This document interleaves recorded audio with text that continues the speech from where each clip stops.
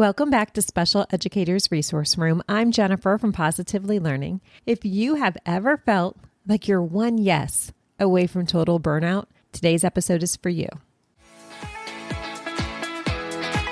Hey, Special Educators. I'm Jennifer from Positively Learning. Welcome to the Special Educators Resource Room. If you're like me, you're always looking for ways to save time and streamline your work. That's why this podcast was created, to give you the systems and solutions you need to get your time back. Tune in for tips, tricks, and tools that will help you manage your workload and make the most of your time. Whether you're brand new or experienced, all are welcome in the Special Educators Resource Room. This is a difficult topic to discuss here because it's not one size fits all. We all arrive at the table with different backgrounds, different communication styles, different experiences. Yet we're hearing the same messages. You need to make self-care a priority. You can't pour from an empty cup. Stick to your contract hours. I know these messages are coming from a place of trying to be helpful and make us feel better, but to me, they just felt like more pressure and more pointing out what I wasn't doing a great job of, taking care of myself. I'm very much the type of person who thinks I'll just get this next project done and then I'll take some time for self-care. But of course, we know after that project is done, there's just another project waiting for us. And when I actually do take some time, like winter break, it's really hard for me to get back in the swing of things. Can anyone relate? Let me ask you this. How many times have you said yes to something this week that you wish you hadn't? In this episode, we're going to be talking about all things related to your role in special education. However, these lessons and setting boundaries can apply anywhere in our lives. And if you're like me, someone who feels a little defensive when someone suggests I should relax more, please know I get it.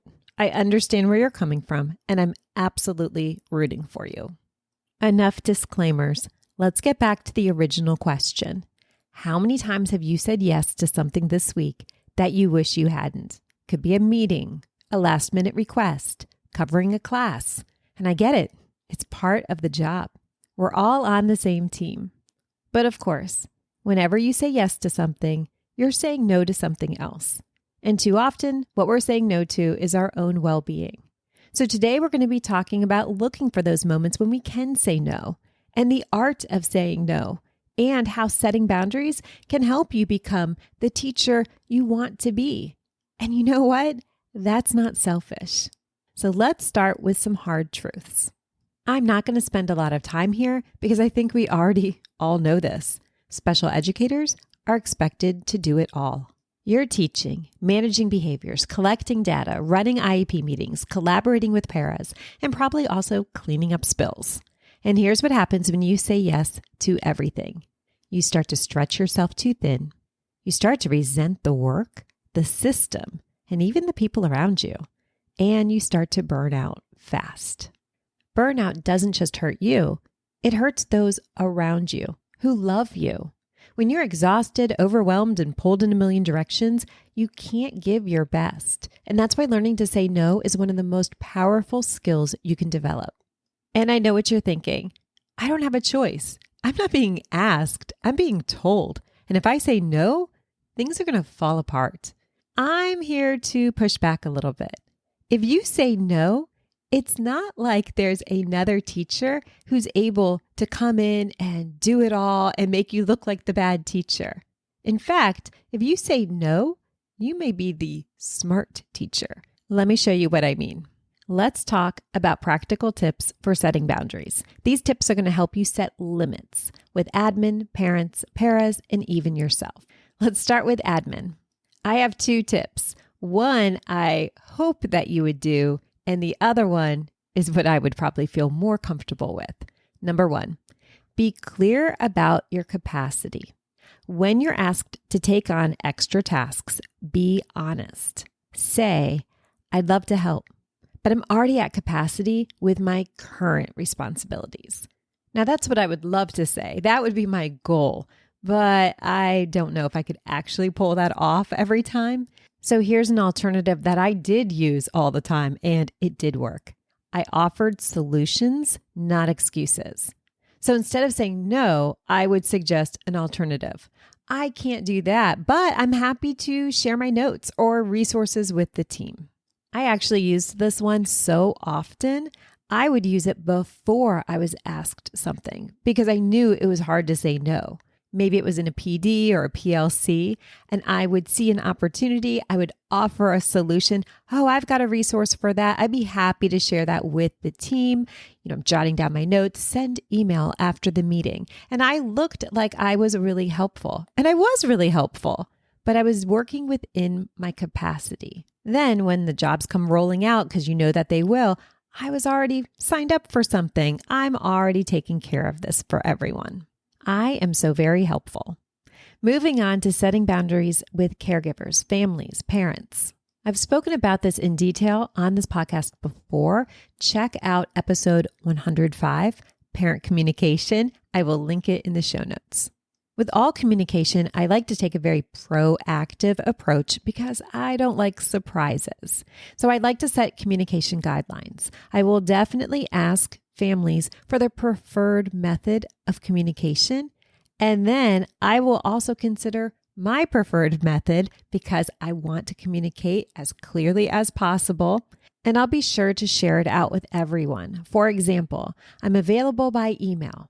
I check my email at 8 a.m. and 4 p.m. and I'll respond within 24 hours. And here's the magic phrase to say in the moment to keep you from over-promising. It's okay to say, let me look into that and I'll get back to you, versus agreeing to something on the spot. I love that phrase. It's not adding extra emotion. The other person feels heard and you're moving forward. So feel free to use that whenever you can. Let's talk about setting boundaries with paraprofessionals. Remember, you're not supposed to do everything by yourself. You can be specific about what you need from your paras and trust them to handle it. And if issues do come up and boundaries are being crossed, have an honest but respectful conversation. I have an entire set of scripts that you can use to lead genuine conversations with paraprofessionals. I will link that in the show notes. We just talked about some specific scenarios about setting boundaries with admin, caregivers, paraprofessionals, but what about with yourself? And I get it. If anyone would make these suggestions that I'm about to share with me in my younger days, even just a couple years ago, you probably would have been met with stony silence. But here goes. Stop overloading your plate.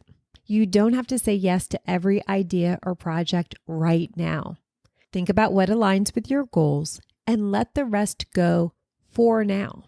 And set work hours. Decide when you're done for the day and stick with it. For example, work emails.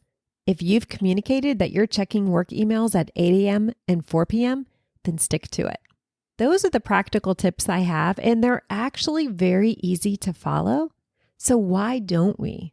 I think the number one reason is we have fear of letting others down, especially our students. After all, we became teachers because we care so much about students and their future. But here's the truth. Saying no to things that drain you actually allows you to say yes to what helps your students the most. If you're overworked, overwhelmed, and exhausted, you're not giving them your best. Setting boundaries is a way to protect your energy so that you can show up fully. So whenever those feelings of guilt start to creep in, try reframing the situation. Think about what your students truly need.